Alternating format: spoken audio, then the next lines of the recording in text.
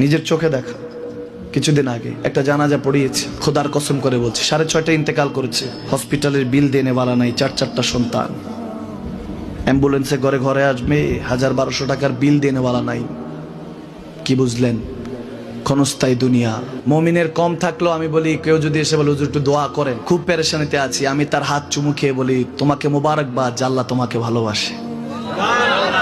পেরেশানি তো মালিক দেয়, এই জন্য এটা রহমত মুমিনের জন্য। পেরেশানি দেয় যখন ফেরেশতারা বলে আল্লাহ চাইতেছে চাইতেছে, টাকা পয়সা চাইতেছে, বলে এটা কি?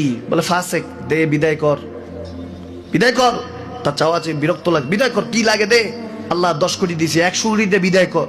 মুমিন যখন চাইতে থাকে আল্লাহ আমাকে কিছু লাগবে, যখন একটু করে চায় আমার মাটাকে সুস্থ করে দাও, বাবাটাকে আল্লাহ আমার স্ত্রীকে, আমার আমাকে একটু তৌফিক দাও, চাইতে থাকে মুমিন। আল্লাহ বলে যখন ফেরেশতারা দেখে মুমিন চাচ্ছে, দেরি করতে পারে না, তাড়াতাড়ি খাজানা নিয়ে দিতে নেবে, আল্লাহ বলে রাখোস না, এত তাড়াহুড়া কিসে? তার চাওয়ার মধ্যে তো প্রেম আছে, একটু চাইতে দেস না।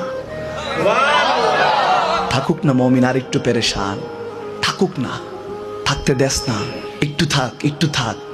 পেরেশানিতে রেখে আল্লাহ মজা নেয়, মহব্বত নেয়, মুমিনের অন্তর থেকে খুশবু নেয়। আল্লাহর বড় মায়া। মুমিন যখন চায় আল্লাহ তখন মায়ার নজর নিয়ে তাকায়, হায় হায় আমার বান্দা, সুবহানাল্লাহ।